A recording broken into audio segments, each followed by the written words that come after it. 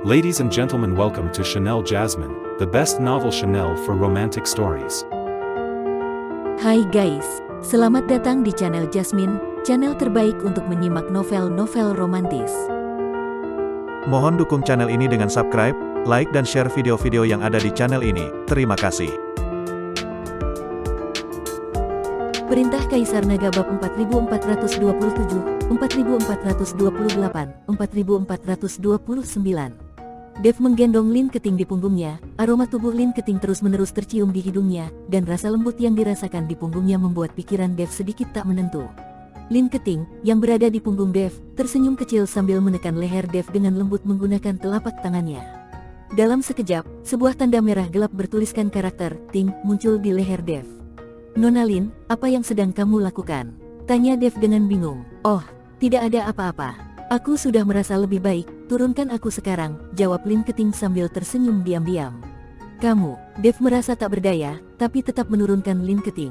Lin Keting tersenyum padanya, lalu dengan gembira berjalan ke depan. Dev hanya bisa menatapnya dengan bingung, tidak mengerti mengapa Lin Keting tertawa, dan senyum itu tampak sedikit aneh. Mengingat bagaimana Lin Keting tiba-tiba menekan lehernya, Dev buru-buru menyentuh lehernya dengan tangan, namun ia tidak menemukan apa-apa. Orang ini, sebenarnya sedang apa sih, pikir Dev tanpa daya, namun ia tetap mengikuti Lin Keting. Tulang belulang berserakan di tanah, dan setiap langkah menghasilkan bunyi berderak, namun Lin Keting tampak tidak takut lagi. Setelah berjalan beberapa waktu, mereka masih tidak menemukan tanda-tanda orang lain dan tidak tahu di mana yang lain berada. Namun, di depan mereka, muncul sebuah rumah. Rumah itu bukan terbuat dari batu bata, tetapi tampaknya dibangun di ruang hampa. Rumah itu terlihat samar, dan setiap kali ruang kosong itu bergetar, rumah tersebut juga ikut terdistorsi dan berubah bentuk. "Apakah kita terkena ilusi?" tanya Lin Keting, mengerutkan kening melihat rumah yang muncul tiba-tiba. "Tidak mungkin, jika kita terkena ilusi, aku pasti akan merasakannya," jawab Dev sambil menggelengkan kepala. Meskipun kekuatannya tertekan, lautan kesadaran Dev tetap tak tertandingi. Untuk terpengaruh ilusi, seseorang harus dapat mengendalikan lautan kesadaran tanpa disadari oleh pihak lawan. Lautan kesadaran Dev dijaga oleh sosok Raja Iblis Awan Merah, ditambah lagi dengan kekuatan kitab Daluo, sehingga tidak ada ilusi yang bisa mempengaruhinya. "Kalau begitu, apa maksud dari rumah yang tampak samar itu?" tanya Lin Keting dengan bingung. "Kamu ingat binatang guntur itu mengatakan bahwa seorang ahli iblis meninggalkan sisa jiwa di sini. Mungkin rumah ini adalah tempat sisa jiwa iblis itu tinggal. Karena yang tersisa hanyalah seberkas jiwa, membangun rumah di ruang hampa sepertinya bukan hal yang mustahil. Ayo kita lihat," Dev berkata dengan rasa ingin tahu dan mulai berjalan menuju rumah itu. Lin Keting mengikutinya, tanpa sadar berjalan semakin dekat hingga hampir memeluk Dev. Entah kenapa, ketika ia berada di dekat Dev, ia merasakan perasaan aman yang luar biasa. Meskipun mereka belum lama saling mengenal, rasa aman yang diberikan oleh pria ini tidak bisa digantikan oleh siapapun. Saat mereka tiba di depan rumah tersebut, pintunya perlahan terbuka. Dev dan Lin Keting merasa heran melihat hal itu. Namun, karena mereka sudah sampai sejauh ini, Dev memberanikan diri untuk masuk, diikuti oleh Lin Keting. Meski kekuatan mereka tertekan, keberanian mereka untuk memasuki rumah itu menunjukkan nyali yang besar. Namun, begitu mereka melangkah masuk, pintu di belakang mereka tiba-tiba tertutup, dan pemandangan di depan mereka berubah. Di hadapan mereka muncul sebuah aula besar yang luar biasa megah, sangat berbeda dari rumah kecil yang mereka lihat sebelumnya. Di sisi-sisi aula tersebut, belasan patung binatang batu dengan bentuk yang aneh berbaris rapi. Setiap mulut patung tersebut menyala dengan api yang menerangi seluruh aula.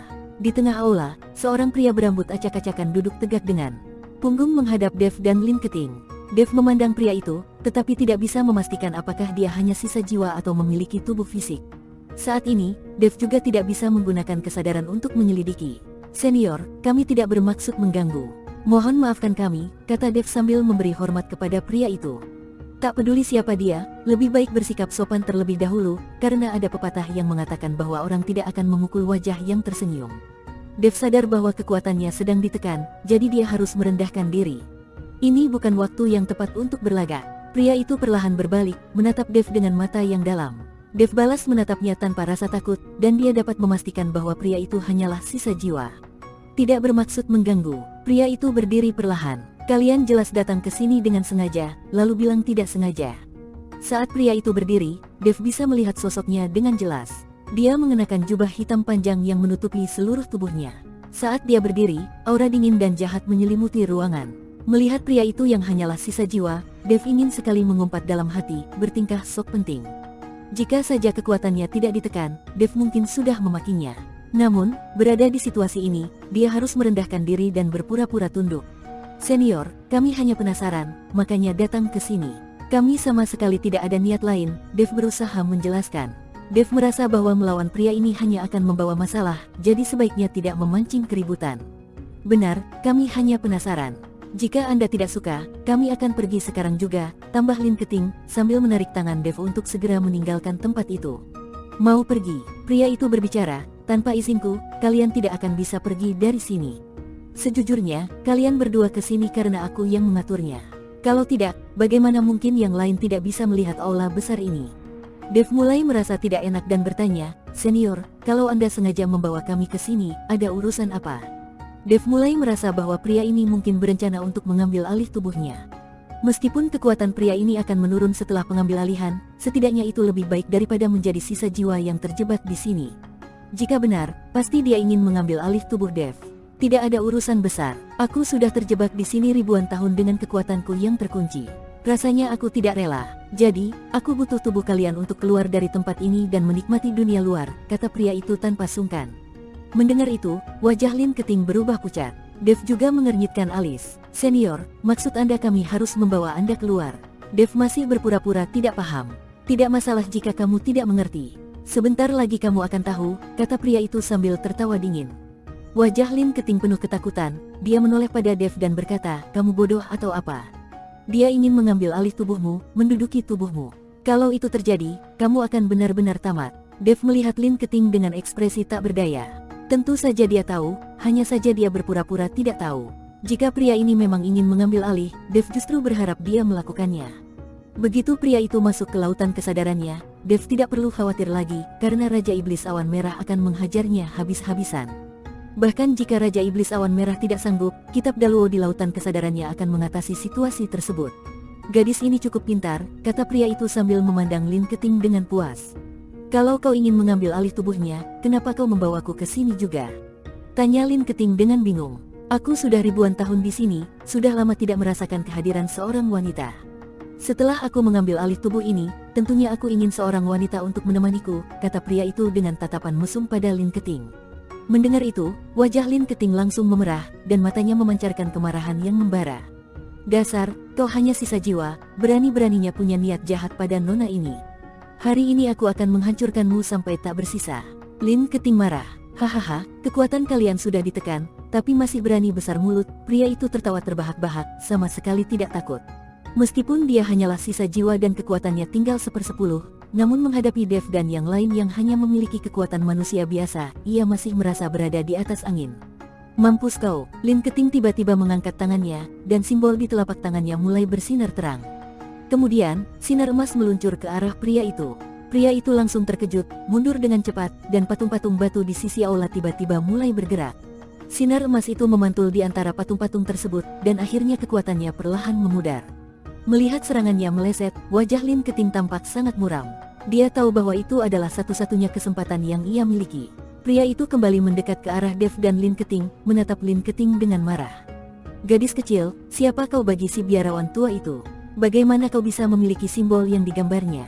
Tak peduli siapa kau, aku terjebak dalam keadaan seperti ini karena ulah si biarawan busuk itu. Kini aku bisa melampiaskan amarahku padamu. Selesai bicara, pria itu mengayunkan tangannya dengan ringan, dan kekuatan besar segera mengangkat Lin Keting ke udara.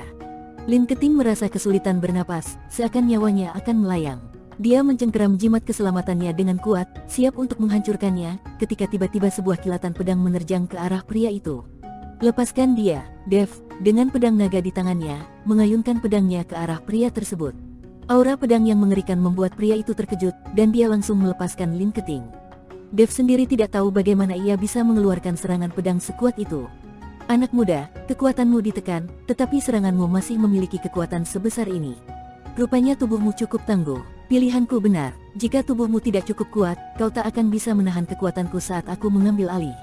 Menjadi sasaran pengambil alihanku adalah keberuntungan besar yang kau peroleh, kata pria itu, lalu langsung menyerang Dev. Kali ini Dev tidak menggunakan pedang naga, tetapi malah mengayunkan tinjunya ke arah pria itu. Tinju cahaya suci, Dev berteriak, dan meskipun hanya menggunakan kekuatan tubuh, pukulannya memancarkan cahaya emas yang menyilaukan. Pria itu mengerutkan alisnya, lalu tiba-tiba menghilang. Ketika cahaya memudar, pria itu sudah tidak terlihat di aula besar. Namun, saat Dev masih kebingungan, tiba-tiba sebuah kekuatan besar menghantamnya, membuat tubuhnya terpental. Bam, bam, bam. Tubuh Dev menghancurkan beberapa patung batu sebelum akhirnya jatuh ke tanah dengan keras. Begitu berhenti, Dev mulai memuntahkan darah, jelas terluka parah. Dev, Lin Keting segera berlari ke arahnya dengan wajah penuh kekhawatiran. Dev memandang Lin Keting dengan ekspresi tak berdaya. Jika bukan karena wanita ini, mungkin ia bisa pura-pura tidak tahu, membiarkan pria itu masuk ke lautan kesadarannya untuk mengambil alih tubuhnya tanpa curiga. Anak muda, kau bahkan tahu jurus tinju dari dunia dewa. Jika aku tidak salah, pukulanmu tadi adalah jurus legendaris milik iblis angin. Tak kusangka, setelah ribuan tahun, ilmu iblis angin masih muncul pada kultivator kecil sepertimu. Setelah aku mengambil alih tubuhmu, aku akan meningkatkan kekuatanmu secara signifikan, kata. Pria itu sambil muncul di udara aula besar, menatap Dev dan Lin Keting dari atas. Aku tidak akan membiarkanmu mengambil alih tubuhnya. Lin Keting berdiri di depan Dev, menggenggam jimat keselamatan di tangannya. Melihat itu, Dev merasa tak berdaya dan buru-buru berkata, Nona Lin, cepatlah pergi, jangan pedulikan aku. Tidak, aku tidak akan meninggalkanmu, jawab Lin Keting sambil menggelengkan kepalanya. Bersambung.